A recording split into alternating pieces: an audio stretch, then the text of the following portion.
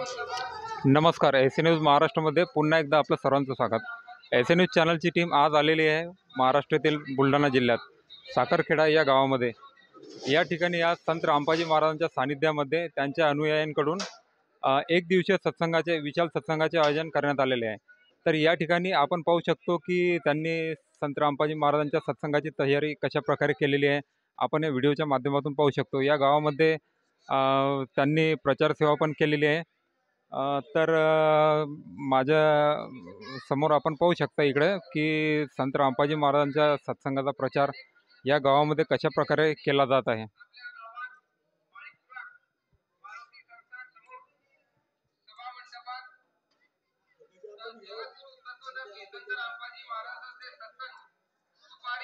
आपण पाहू शकतो की संत रामपाजी महाराजांचे अनुयायी कशा प्रकारे लाईनमध्ये लागून सर्व आपल्या सत्संगाचा प्रचार करत आहे.